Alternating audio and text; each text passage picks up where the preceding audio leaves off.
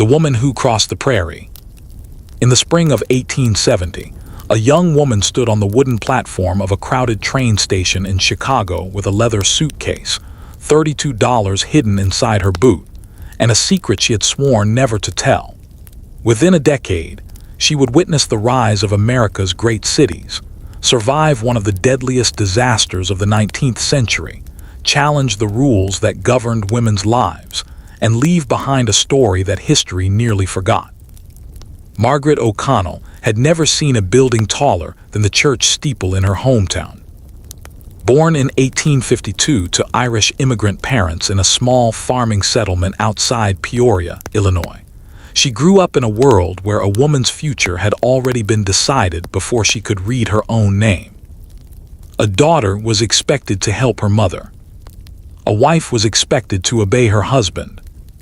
A widow was expected to survive quietly. Dreams belonged to men. At least that was what everyone told her.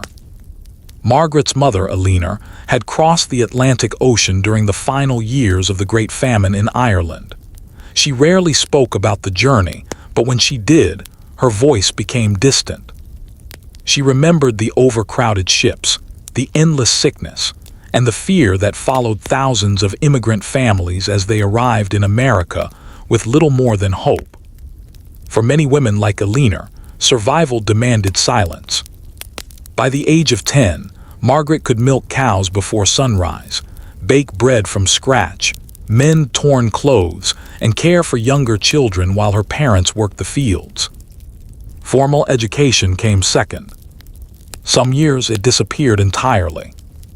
In rural America during the mid-19th century, educational opportunities for girls varied dramatically. While public schooling expanded across northern states, many families still prioritized boys' education over girls. Margaret noticed the difference. Her brother attended school regularly. She attended whenever chores allowed. Yet she loved books with a hunger that surprised even her teachers. Whenever she found spare moments, she borrowed newspapers, copied unfamiliar words into notebooks, and practiced her handwriting by candlelight. Her father considered such habits unnecessary. "You cannot feed a family with stories," he often reminded her. But Margaret had discovered something powerful inside those pages. Possibility. America was changing. Railroads stretched across the continent. Factories transformed cities. Telegraph wires carried messages faster than horses. And women, though still denied many rights, were beginning to question the lives they had inherited. Margaret heard whispers about women who lectured publicly, published newspapers, and demanded the right to vote. Their names traveled through small towns like rumors. Some people called them dangerous. Others called them foolish. Margaret called them brave. When she was 16, a traveling lecturer arrived in Peoria to speak about women's education. Her name was Mrs. Caroline Severance, one of many reformers inspired by the growing women's rights movement that had gained momentum after the historic 1848 gathering known as the Seneca Falls Convention. Margaret convinced her mother to let her attend. The lecture changed everything. The speaker talked about women becoming doctors, teachers, writers, and business owners. She argued that intelligence was not determined by gender. She challenged the belief that marriage should be a woman's only ambition. For the first time, Margaret heard someone describe the life she secretly wanted. Afterward, she walked home beneath a sky filled with stars and made a decision she would tell no one. She would leave. Not immediately, not recklessly, but someday. She would build a life beyond the boundaries of her family's farm. 2 years later, tragedy accelerated her plans. In the winter of 1869, Margaret's father died unexpectedly from pneumonia. Like countless families in 19th century America, they had little savings and no safety net. The burden of survival fell heavily on her mother. Neighbors offered sympathy, but sympathy could not pay debts. Margaret began taking sewing work for local families, often working late into the night by kerosene lamp. The pay was small. The hours were long. Yet each week, she hid a few coins inside an old tin box beneath loose floorboards. By spring, she had saved enough money for a train ticket to Chicago. The city represented everything her rural life was not. Opportunity, industry, danger, freedom. In 1870, Chicago was one of the fastest-growing cities in the world. Immigrants arrived daily. Railroads connected the city to nearly every region of the country. Factories, warehouses, hotels, and shops expanded rapidly across neighborhoods crowded with newcomers seeking better lives. For women, the city offered new possibilities, but also new risks.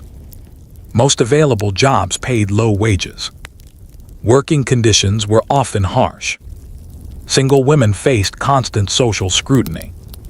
Respectability could determine whether a woman found employment or faced exclusion. Margaret understood none of this fully when she boarded the train. She only knew she could not remain where she was. On the morning of her departure, her mother handed her a small silver cross. "It is not wrong to want more," Eleanor said quietly. "Just do not forget who you are."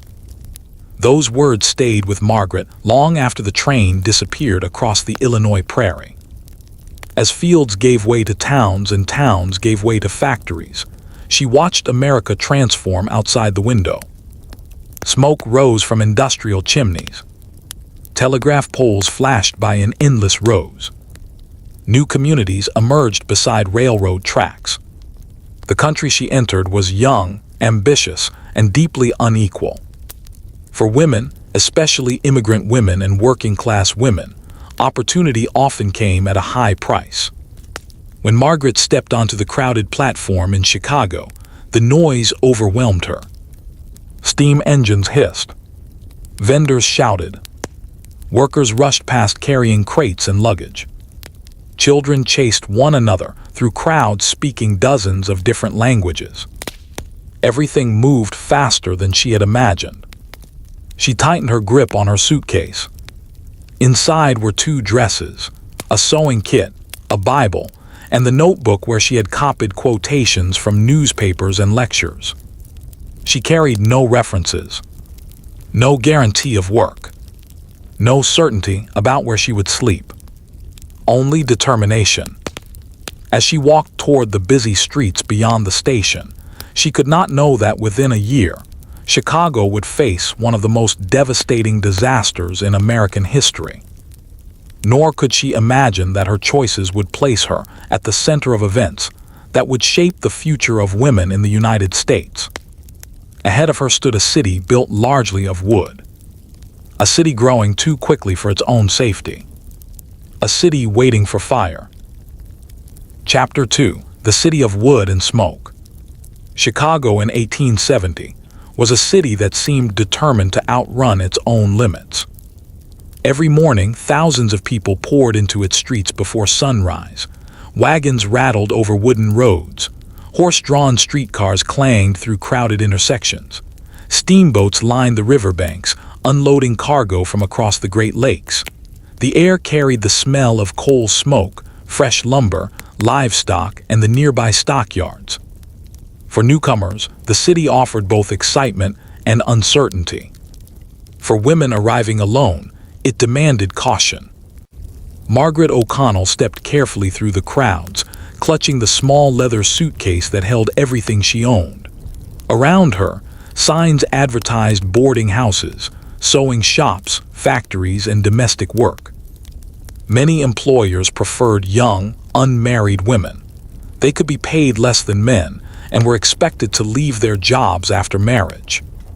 In the decades after the American Civil War, millions of women entered the workforce, yet their opportunities remained limited.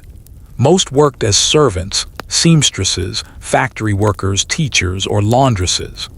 Wages were often low, hours were long, and legal protections were almost non-existent. Margaret quickly discovered that ambition alone did not guarantee success. By sunset on her first day in Chicago, she had been rejected from 6 different sewing shops.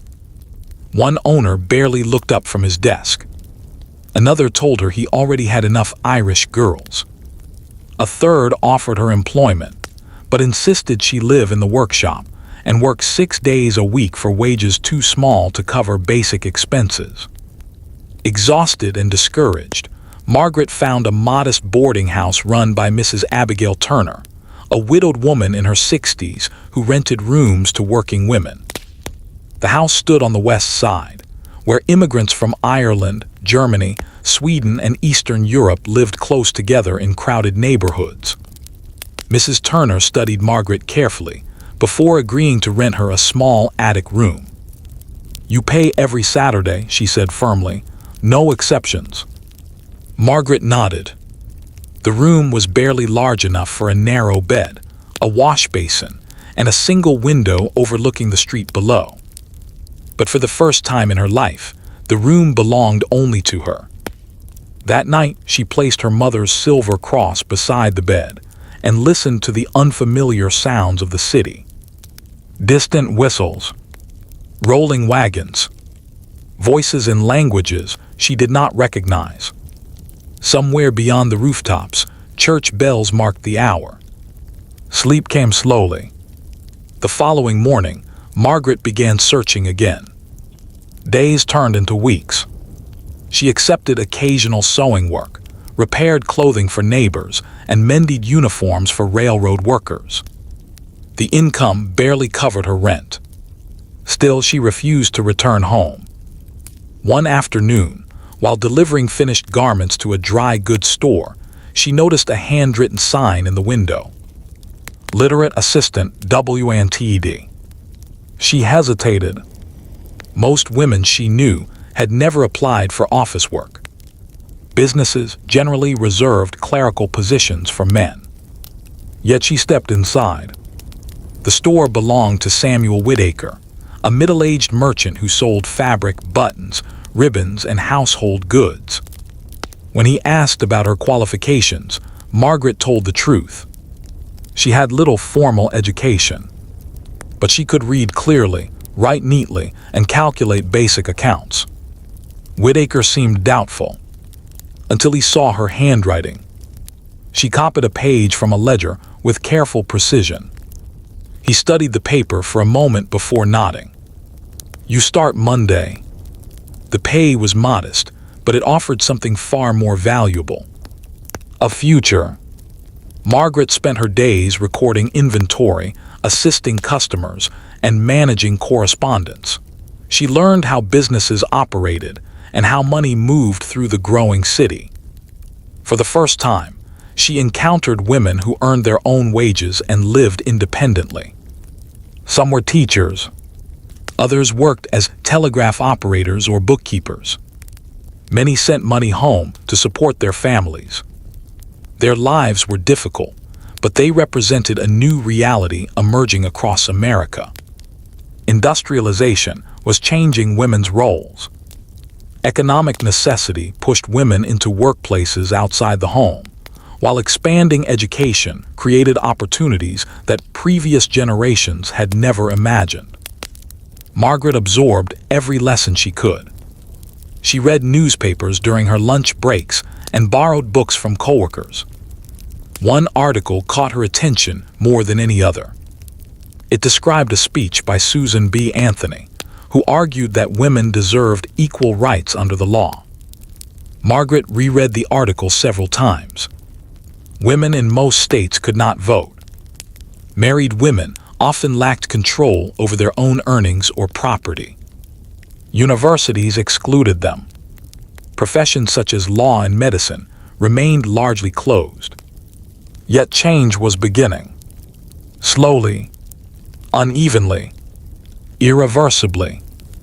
Margaret discussed these ideas with another boarder named Anna Lindström, a Swedish immigrant who worked in a textile factory.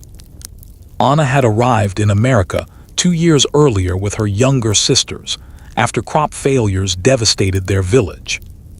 The two women often sat by the attic window late at night, sharing stories about the lives they had left behind.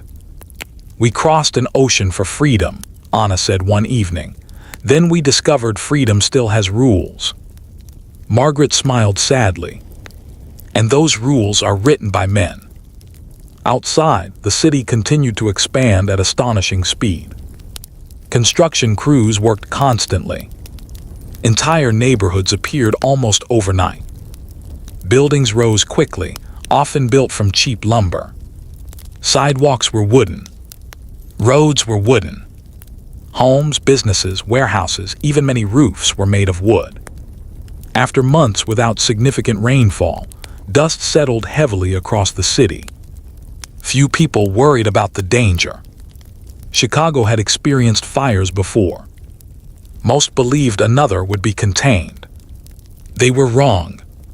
By the autumn of 1871, the city had endured an unusually hot and dry summer.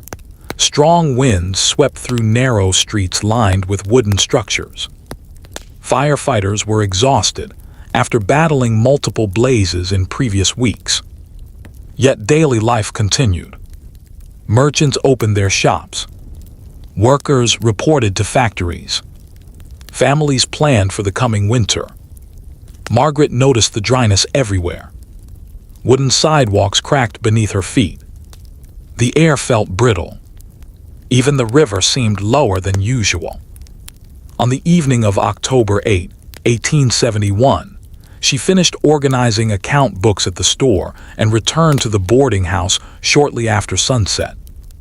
She was writing a letter to her mother when she heard shouting from the street below. At first, she ignored it. City noise had become familiar. Then came the church bells, not the measured ringing of Sunday services. These bells rang urgently, wildly. Mrs. Turner rushed upstairs and pounded on every door. "Fire," she shouted. "Get downstairs immediately." Margaret opened her window. In the distance, an orange glow illuminated the night sky. Within minutes, the glow intensified. The wind carried sparks high above the rooftops. People flooded into the streets. Some loaded wagons with furniture and clothing. Others ran carrying children in their arms. No one yet understood that one of the deadliest urban disasters in American history had begun. Margaret grabbed her suitcase, her notebook, and her mother's silver cross. As she stepped outside into the growing chaos, burning embers drifted through the air like snow. The city of wood and smoke had become a city of fire. Chapter 3: The Night the Sky Burned. At first, Margaret O'Connell believed the fire would be extinguished before midnight. Nearly everyone did. Chicago had experienced fires before. In a city built with wooden homes, wooden sidewalks, wooden warehouses, and wooden bridges, small blazes were an unfortunate part of daily life. But this fire was different. The summer and early autumn of 1871 had been unusually dry. For months, little rain had fallen across the region. Strong winds swept through the city that evening, turning every rooftop, fence, and plank into fuel. The alarm bells echoed through the streets as thousands of residents poured from their homes. No one knew where to run. No one knew which direction was safe. Margaret stood beside Mrs. Turner and Anna Lindstrom outside the boarding house, watching the orange glow spread across the southern sky. "Should we leave?" Anna asked. Mrs. Turner looked toward the flames. "We wait for instructions," she said. But instructions never came. The city's emergency systems quickly became overwhelmed. Confusion spread faster than accurate information. Some police officers directed people north. Others urged them west. Within an hour, the fire had leaped across streets and alleys. The wind carried burning debris high into the air, dropping flames onto rooftops blocks away from the original blaze. People watched in disbelief as entire buildings ignited seemingly without warning. By 10 o'clock, Margaret realized the fire was moving toward them. "Take only what you can carry," Mrs. Turner ordered. Margaret looked down at her small suitcase. Inside were her 2 dresses, her Bible, and the notebook she had carried from Peoria. She left everything else behind. The 3 women joined the growing crowd, moving northward through the streets. Around them, families pushed carts overloaded with blankets, dishes, clothing, and furniture. Children cried. Horses panicked. Shopkeepers desperately tried to save their inventories. Some people carried bird cages. Others carried family photographs. Many carried nothing at all. As Margaret crossed a wooden bridge over the Chicago River, she looked back. The sight stopped her in her tracks. A wall of fire stretched across the horizon. Buildings collapsed in showers of sparks. Smoke darkened the sky. The heat pressed against her face, even from blocks away. For a moment, the city looked less like a place built by human hands, and more like a volcano erupting in the middle of the prairie. Historical accounts from survivors later described the same terrifying phenomenon. Winds created a firestorm so intense that flames generated their own weather patterns. Burning debris traveled long distances through the air. Temperatures rose high enough to melt metal and shatter stone. People who had escaped one neighborhood discovered that the fire had somehow spread ahead of them. Margaret and the others pushed through the crowded streets, trying to stay together. Near midnight, panic swept through the crowd. Someone shouted that the river was on fire. Many dismissed the rumor as impossible. Then they saw it. Oil, lumber, and industrial waste floating on the water had ignited. The river itself appeared to burn. People screamed and changed direction. The crowd surged. Margaret lost sight of Mrs. Turner. Then she lost sight of Anna. She called their names, but her voice disappeared beneath the roar of the fire and the chaos around her. Suddenly she was alone. For the first time since leaving home, fear overcame her determination. She was 20 years old, carrying a single suitcase in a city that was being destroyed around her. The wind threw sparks across the street. A nearby building exploded into flames.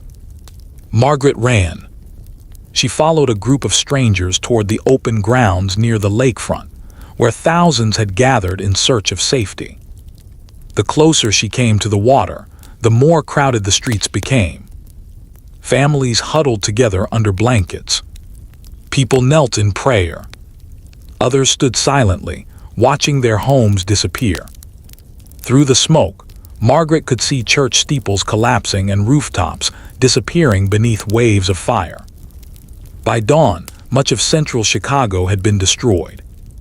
When the winds finally weakened and the flames began to subside, the scale of the disaster became impossible to ignore. More than 3 square miles of the city had burned. Thousands of buildings were gone. An estimated 100,000 people, roughly 1/3 of Chicago's population, were homeless. Hundreds had lost their lives. The exact number would never be known. Margaret sat on the cold ground near the shore of Lake Michigan and watched the sun rise through a haze of smoke and ash. The city she had worked so hard to build a life in no longer existed. Her workplace was gone. Her boarding house was gone. Everything she owned, except for the suitcase in her hands, had vanished overnight. Around her, exhausted survivors searched desperately for family members and friends. Margaret searched for Mrs. Turner and Anna throughout the morning. She found neither. As the hours passed, relief efforts began to organize. Volunteers distributed bread, blankets, and water. Churches and aid organizations established temporary shelters. Railroad companies offered transportation for those who wished to leave. Many people did. Margaret considered it. She could return to Peoria. Her mother would welcome her home. No one would blame her for abandoning the city. But as she stood among thousands of displaced residents, she noticed something remarkable. People were already rebuilding. Neighbors shared food with strangers. Carpenters offered their skills without charge. Women organized clothing drives and cared for children separated from their families. Doctors treated the injured despite losing their own homes. The disaster had destroyed buildings. It had not destroyed hope. For women especially, the days following the fire created unexpected opportunities. Relief organizations needed teachers, nurses, administrators, and volunteers.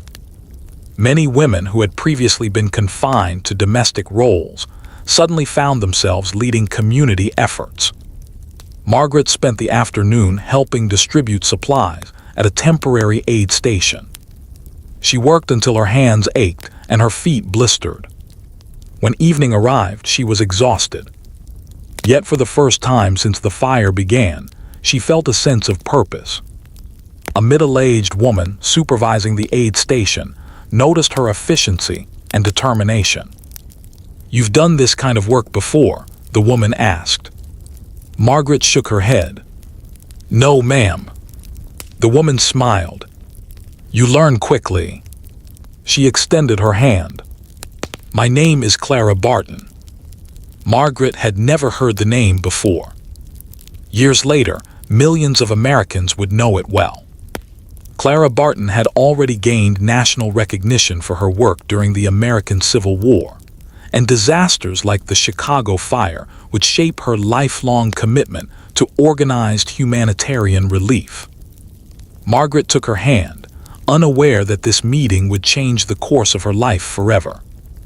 Behind them, smoke still drifted above the ruins of Chicago. Ahead of them, a new chapter was beginning. Chapter 4: Women Who Rebuilt a City. The woman extended her hand again. "My name is Clara Louise James," she said. "I'm helping coordinate supplies for the relief committee." Margaret took her hand, relieved to focus on something other than the devastation surrounding her.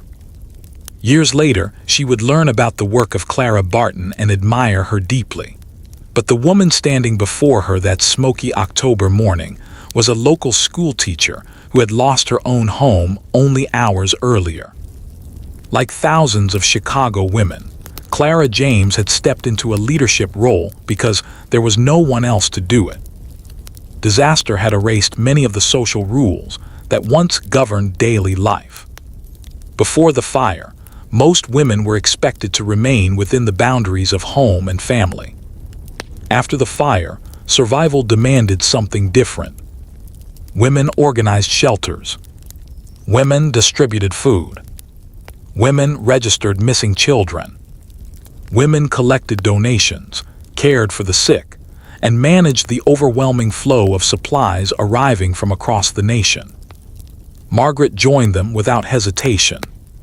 For the next several weeks, she worked from sunrise until late evening at a temporary relief station near the lakefront. Every day brought new challenges. One morning, a mother arrived carrying an infant wrapped in a borrowed blanket. She had been separated from her husband during the evacuation and had not seen him since. Another day, an elderly German couple searched desperately for their daughter. Children wandered through the camp asking strangers whether they had seen their parents. Margaret recorded names carefully in a ledger, hoping families might find one another. Some reunions ended in tears of relief. Others ended in silence.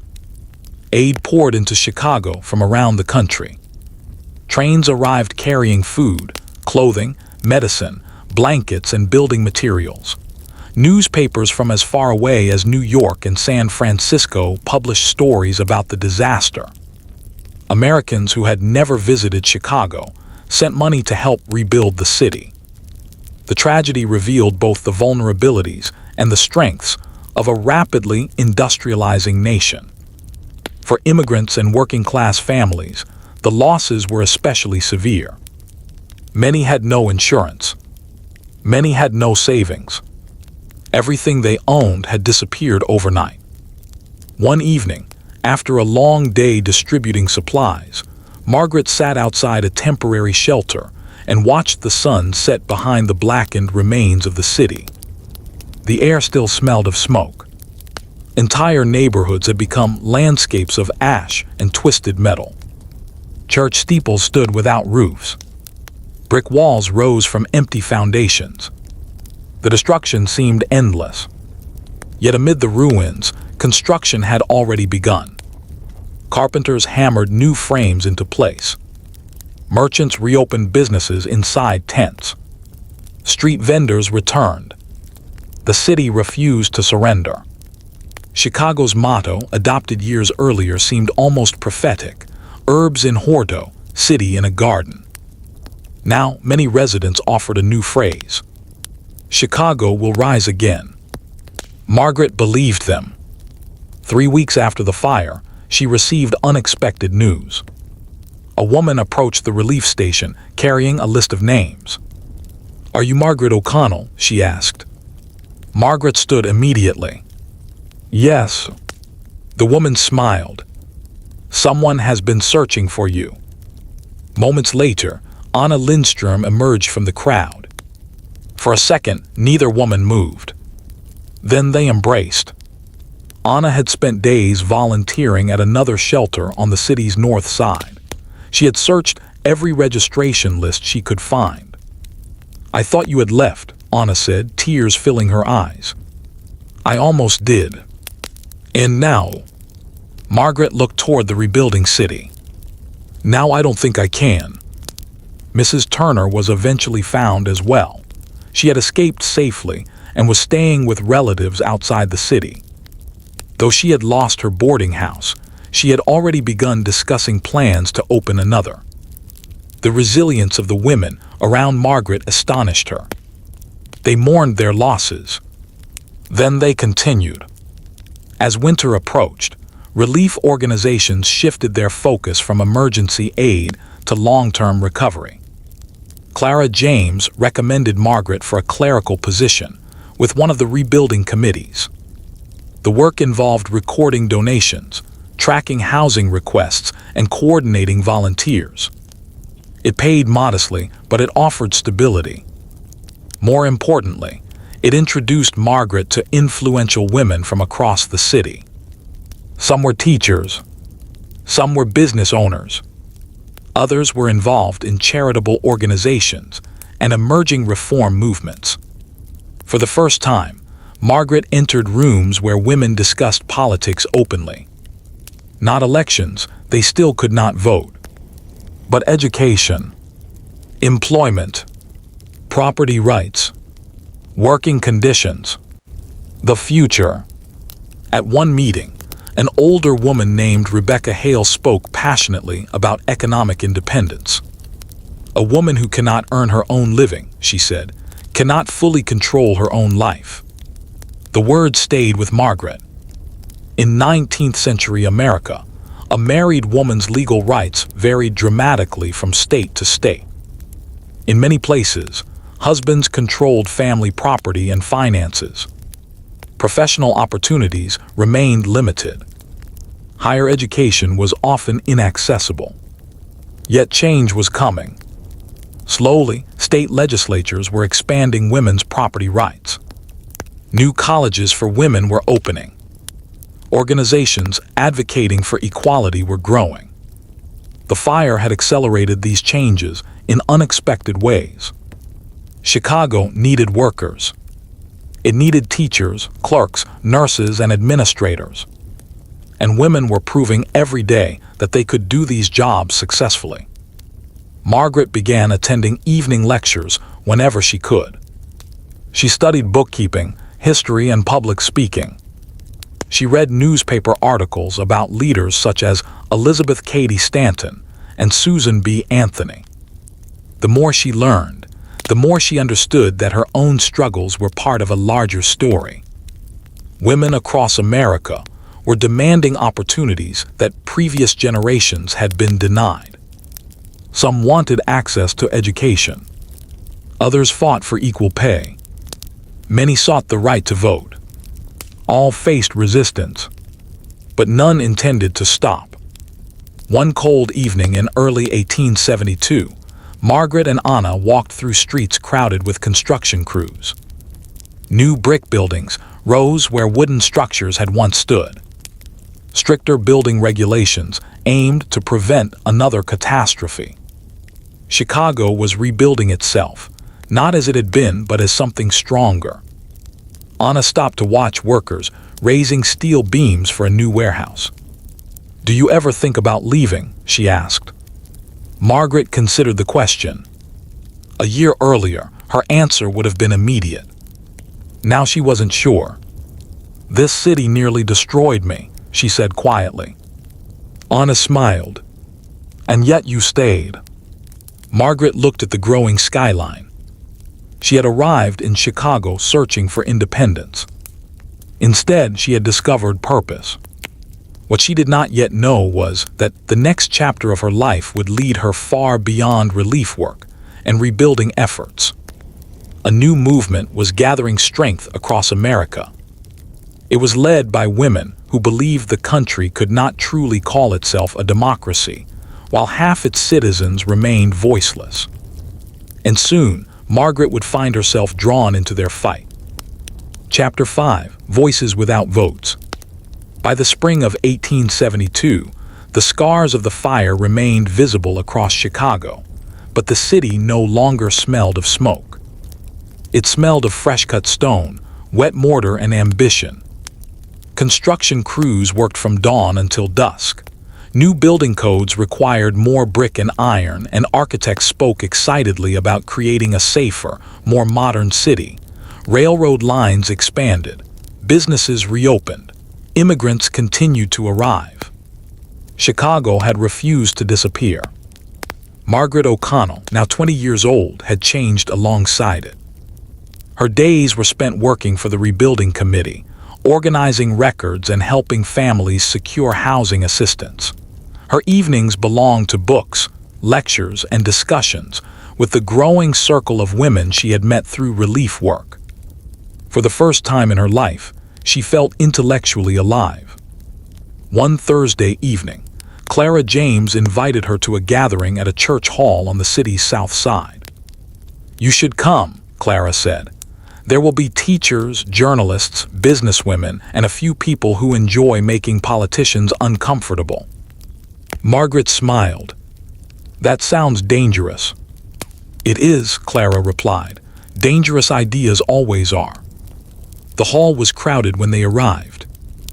Women of different ages and backgrounds filled the wooden benches.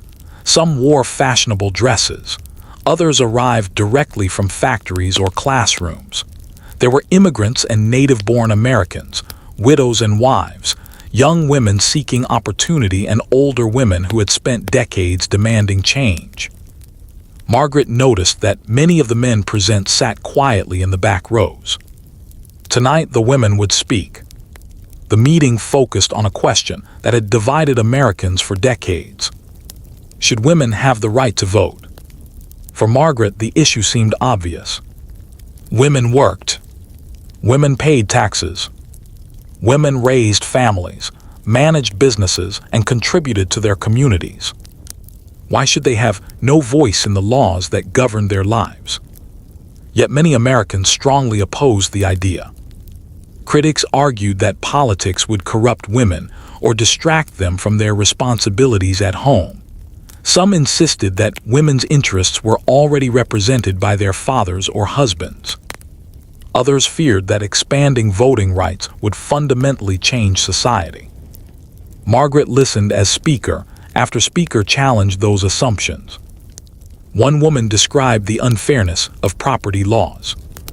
Another spoke about unequal educational opportunities. A teacher explained how women were often paid significantly less than men for similar work. The final speaker read passages from the 1848 Declaration of Sentiments produced at the historic Seneca Falls Convention. The words electrified the room. "We hold these truths to be self-evident, that all men and women are created equal." Margaret felt a chill despite the crowded hall. For years, She had believed her frustrations were personal failures. Now she understood they were part of a larger struggle shared by millions of women. After the meeting ended, she lingered near the entrance. A middle-aged woman approached her. "You seem thoughtful," the woman said. "I am. What troubles you?" Margaret hesitated. "Nothing troubles me. I think I finally understand something." The woman smiled. "That is often the beginning of change." She introduced herself as Lydia Avery, a local journalist who wrote about education and social reform. Over the following months, Lydia became an important mentor. She encouraged Margaret to write. At first, Margaret resisted. "I'm not a writer." "Neither was anyone before they began," Lydia replied. Margaret started with short pieces for community newsletters. She wrote about women rebuilding neighborhoods after the fire. She interviewed teachers and factory workers. She described the experiences of immigrant women who rarely appeared in newspapers. Her articles were simple but honest. Readers noticed. For the first time, Margaret saw the power of telling stories. History often celebrated businessmen, politicians, and generals. Yet women had shaped every stage of Chicago's recovery. Without them, the city could not have rebuilt so quickly. Why then were their contributions so easily forgotten? The question haunted her. Meanwhile, national events intensified debates about women's rights. In November 1872, the presidential election dominated newspaper headlines. That same year, suffragist Susan B. Anthony made national news by attempting to vote in Rochester, New York. She was arrested and later fined for violating election laws. Many Americans condemned her actions. Others praised her courage. Margaret read every article she could find. "If she can risk arrest," Anna said one evening, "surely we can risk speaking publicly." Margaret laughed nervously.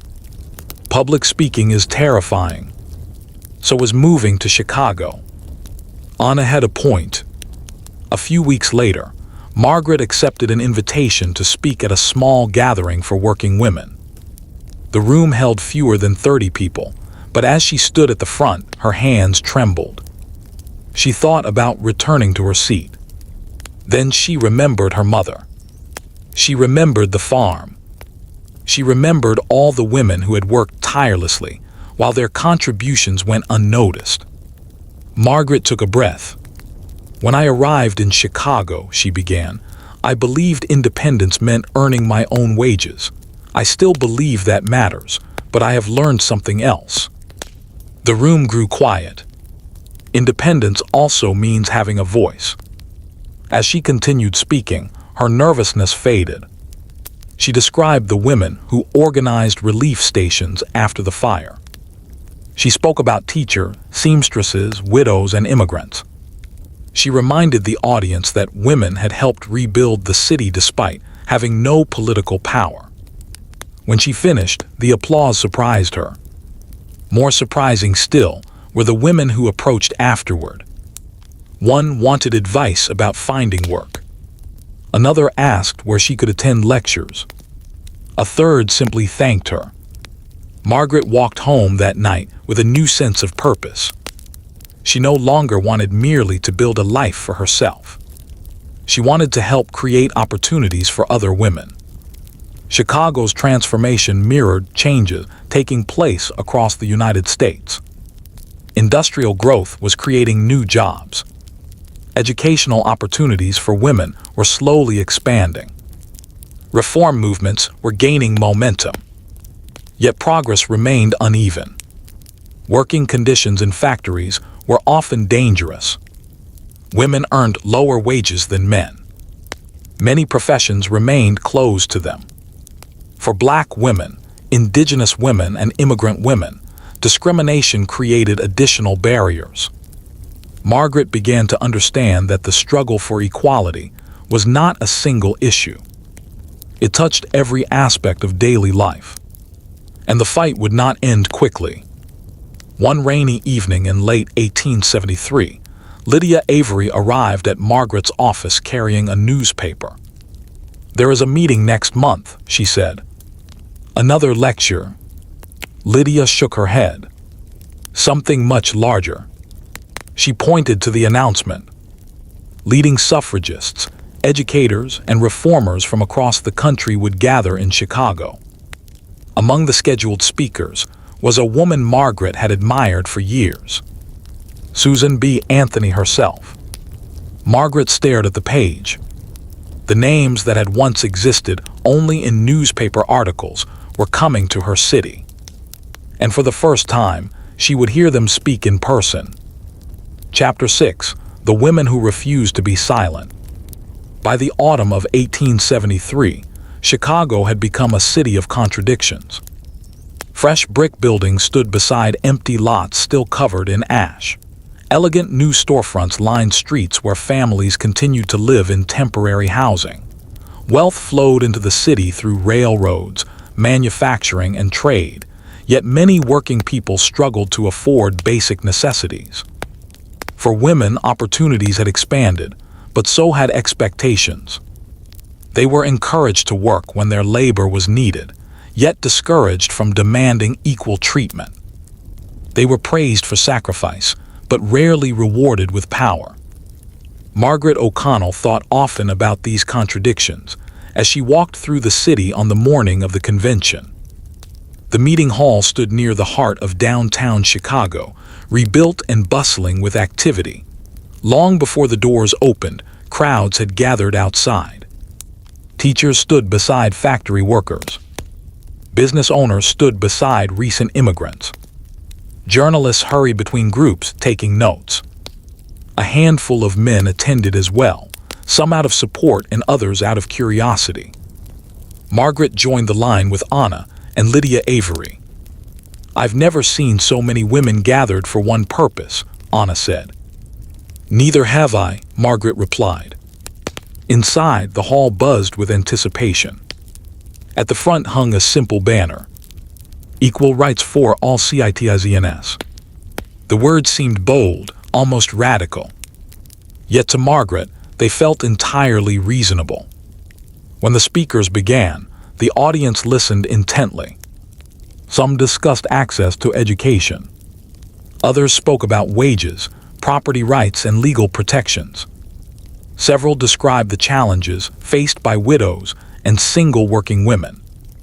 One speaker explained that in many states, married women still had limited control over their own earnings and property. Another argued that political equality was essential because laws affected every aspect of women's lives. Margaret wrote notes furiously in her notebook. These were not abstract ideas. They reflected the realities she witnessed every day. Then, shortly after noon, the audience rose to its feet. A familiar name swept through the hall. Susan B. Anthony had arrived. Margaret had imagined the famous suffragist countless times while reading newspaper articles about her campaigns and speeches. In person, Anthony appeared smaller than Margaret expected. But when she spoke, her voice filled the room. She spoke clearly and without hesitation. She spoke about democracy. She spoke about citizenship. She spoke about the injustice of requiring women to obey laws they had no role in creating. Men and women are equal partners in society, she declared. Government cannot truly represent its people while excluding half of them. The audience erupted in applause. Margaret watched women around her wipe tears from their eyes. For many, this was more than a political movement. It was recognition. Recognition that their work mattered. Recognition that their experiences mattered. Recognition that their voices mattered. After the speech ended, attendees gathered in small groups to discuss what they had heard.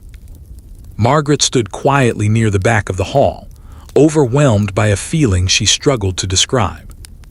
Hope. For years, she had believed change depended on extraordinary people. Now she understood that movements were built by ordinary individuals who chose to act together. Teachers, writers, mothers, workers, immigrants, women like her. As the crowd dispersed, Lydia touched Margaret's arm. "Well," Margaret smiled, "I think my life just changed." Lydia nodded knowingly. Mine changed the first time I heard her speak too. Over the following weeks, Margaret threw herself into local reform efforts. She joined discussion groups focused on education and workplace opportunities for women. She helped organize public lectures. She continued writing articles that highlighted the experiences of working women in Chicago. Her confidence grew with each passing month. Yet the city around her faced new challenges. In 1873, a severe economic crisis known as the Panic of 1873 triggered widespread unemployment across the United States. Banks failed. Railroad companies collapsed. Businesses closed. Thousands of workers lost their jobs. Chicago, despite its rapid rebuilding, was not immune. Margaret saw the effects immediately. Families who had barely recovered from the fire now struggled to buy food. Factory workers faced wage cuts. Domestic servants found fewer positions available. Immigrant communities suffered particularly hard. Women often carried the heaviest burden. When men lost jobs, women frequently sought paid work to support their households, yet they faced limited opportunities and lower wages. Margaret returned to the relief work she had learned after the fire. She organized clothing drives and helped connect unemployed women with temporary jobs. She listened to stories of hardship that reminded her of her own family's struggles after her father's death. One afternoon, while distributing supplies at a church basement, she met a young widow named Sarah Walker. Sarah had 3 children and no income after her husband's employer closed its factory. "I can sew," Sarah said quietly. "I can cook. I can clean, but no one wants to hire a woman with children." Margaret recognized the fear in her eyes. It was the same fear she had carried when she first arrived in Chicago. The fear of becoming invisible. That evening, Margaret wrote an article about women affected by the economic crisis. She argued that recovery efforts must include support for working women and mothers. Lydia helped her submit the piece to a local newspaper. A week later, it was published. Margaret stared at her printed name in disbelief. Her words had reached thousands of readers. The realization both excited and frightened her. Writing was no longer simply a hobby. It had become a responsibility. Through her articles, she could preserve stories that might otherwise disappear from history. Stories about women whose contributions were rarely recorded. Stories about resilience, sacrifice, and determination. Stories about America itself. One snowy evening in early 1874, Margaret returned to her small apartment after a long day of work. She found a letter waiting beneath her door. The handwriting was unfamiliar. Inside was a short note from a newspaper editor. He had read her recent articles and wanted to meet. There was a growing demand, he explained, for writers who understood the experiences of ordinary people, especially women. Margaret read the letter twice, then a third time. Years earlier, she had arrived in Chicago with a suitcase, a sewing kit, and $32 hidden inside her boot. Now she had an opportunity she had never imagined possible. She looked out the window at the city lights flickering across the winter streets. Chicago had transformed her, but the journey that lay ahead would take her far beyond the city she had come to love. Because the story of American women was changing, and Margaret was about to become one of the people who recorded it.